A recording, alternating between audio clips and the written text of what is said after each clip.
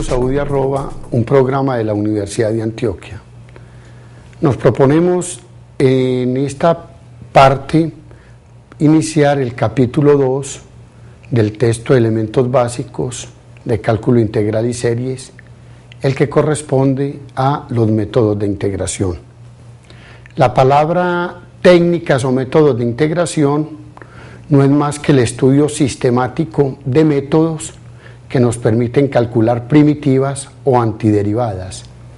No solamente podemos calcular la primitiva o antiderivada de muchas funciones, sino que son métodos que permiten construir las llamadas tablas de integrales que aparecen en todos los textos de cálculo y que también en el texto nuestro, Elementos Básicos de Cálculo Diferencial y Series, aparece en el apéndice 3.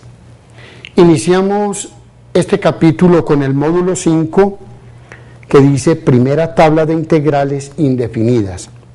Esta primera tabla de integrales indefinidas que aparece en el texto, se le sugiere al estudiante tenerla a la mano en el desarrollo de los ejercicios que aparecen al final del capítulo. Todas estas fórmulas se han construido teniendo como base las fórmulas diferenciales del módulo 19 del primer texto, Elementos Básicos de Cálculo Diferencial. Las vamos a retomar aquí, algunas de ellas, para que el estudiante las maneje y las vaya escribiendo aparte y vaya dándole uso en los ejercicios.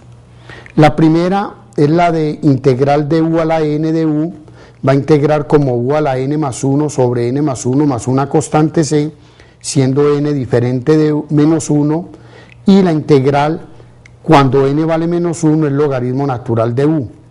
Y aquí sale entonces la fórmula, la integral de du sobre u es logaritmo natural de u. La de una constante por du es a por u más c. Sigamos presentándolas. La tercera, la integral de du, integra como u más c. La integral de a la u de u, e a la u más c.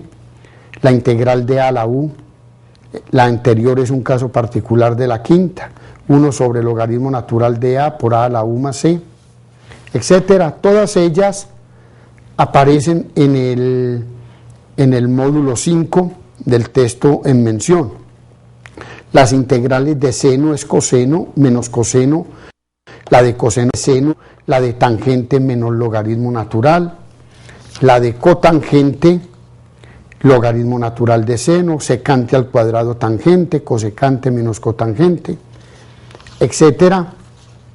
La secante tangente, cosecante cotangente, secante, logaritmo natural de secante más tangente, etcétera. Todas ellas se deducen fácilmente derivando el segundo lado y obteniendo el integrando, secante de u, tangente de u. Entonces, si se deriva menos cosecante de u, se va a obtener cosecante de u por cotangente de u. Hay algunas que no aparecen en la tabla de derivación. Por ejemplo, si nosotros queremos calcular, en particular esta, la integral, o demostrar que la integral de u sobre u es igual al logaritmo natural del valor absoluto de u más c, vamos a tomarla como un casito especial que nos pueda dar referencia a la derivada. La integral de dx sobre x aparece como el logaritmo natural del valor absoluto de x más c. Lo que estoy diciendo es que todas ellas se pueden demostrar de la siguiente forma. Derivando el resultado de la integral, obtenemos el integrando. Es decir, debemos demostrar que la derivada con respecto a x del logaritmo natural del valor absoluto de x más c nos tiene que dar 1 sobre x. Y con eso quedaría probado que la integral de dx sobre x es igual al logaritmo natural del valor absoluto de x más c. En efecto, para calcular la derivada de una suma, es la suma de las derivadas. la derivada con respecto a x del logaritmo natural del valor absoluto de x más la derivada con respecto a x de una constante. Esto es igual. Ahora, téngase presente lo siguiente, que la derivada de una constante es 0. Esta daría 0. Tenemos que calcular ahora la derivada del logaritmo natural del valor absoluto de x. La función logaritmo natural de x no es derivable en x igual a 0, pero en las cercanías de 0 sí es derivable. Para ello usamos la definición de valor absoluto de x presentada en el curso de elementos básicos de cálculo diferencial. Valor absoluto de x es igual a x si x es mayor que 0, valor absoluto de x es menos x si x es menor que 0. El valor absoluto de 0 es igual a 0. Entonces usamos esta definición para calcular la derivada con respecto a x del logaritmo natural del valor absoluto de x. Así, si x es mayor que 0, vamos a tener entonces la derivada con respecto a x del logaritmo natural de x. Va a ser igual a 1 sobre x por la derivada de x, que es 1, siempre y cuando x sea mayor que 0. Ahora, la derivada con respecto a x del valor absoluto de x es reemplazar el logaritmo natural de valor absoluto de x, reemplazar el valor absoluto por menos x. Queda el logaritmo natural de menos x. De acuerdo a las reglas de derivación, esto es 1 sobre menos x por la derivada de menos x, que es menos 1. Simplificando, da 1 sobre x siempre que x sea menor que 0. Entonces, en cualquiera de los dos casos, estamos afirmando que la derivada con respecto a x del logaritmo natural del valor absoluto de x vale 1 sobre x. Es en esta forma como se pueden demostrar todas las fórmulas que aparecen en esa tabla de integrales.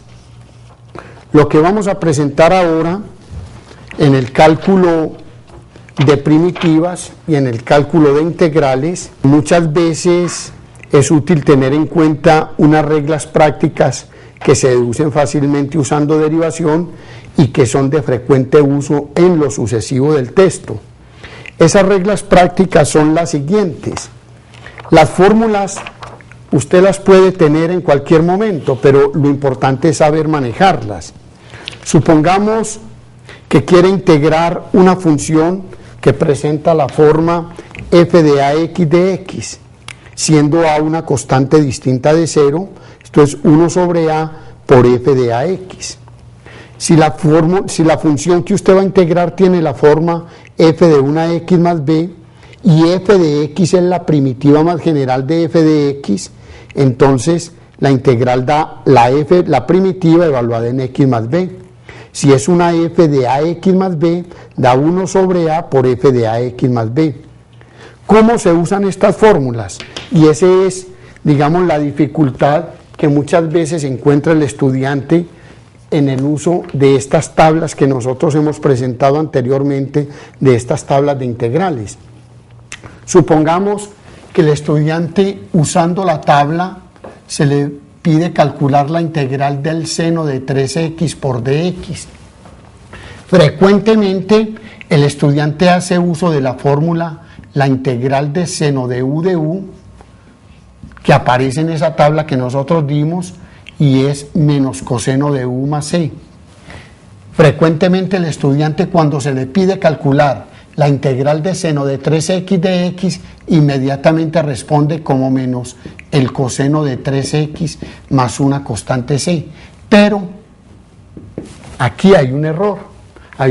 ¿Por qué? Porque si se deriva menos coseno de 3x más la constante c, no se va a obtener seno de 3x. Esto daría menos 3 por la derivada de coseno de 3x, que es menos seno de 3x. Simplificando, daría 3 seno de 3x. Resultado diferente al que aparece dentro del integrando. Entonces, para ello es que se utilizan estas fórmulas que aparecen acá. Si la integral de f de x es una f de x más c, entonces vamos a usar la primera. F de ax de x es 1 sobre a por f de ax más c. ¿Cómo la vamos a usar? Usando esta. La integral del seno de x, si es de acuerdo a la tabla de integrales, a menos el coseno de x más una constante c. Esta está desempeñando el papel de f minúscula de x. Esta está desempeñando el papel de f mayúscula de x. Como nosotros necesitamos calcular la integral del seno de 3x por dx, obsérvese que esta ya queda reemplazada es por f de 3x. F de x es seno de x. F de 3x, entonces va a ser seno de 3x. En consecuencia, esto va a ser menos 1 sobre 3 por el coseno de 3x más la constante c, de acuerdo a esa primera fórmula, menos coseno de x, que es coseno de 3, que es f de 3x, es coseno de 3x, más la constante c.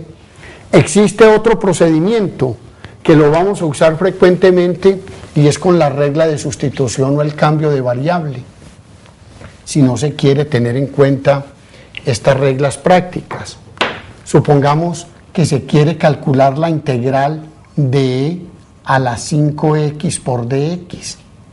La regla de sustitución o el cambio de variable establece que si yo hago este cambio, llamo u igual a 5x, entonces el diferencial de u va a ser igual a 5 de x.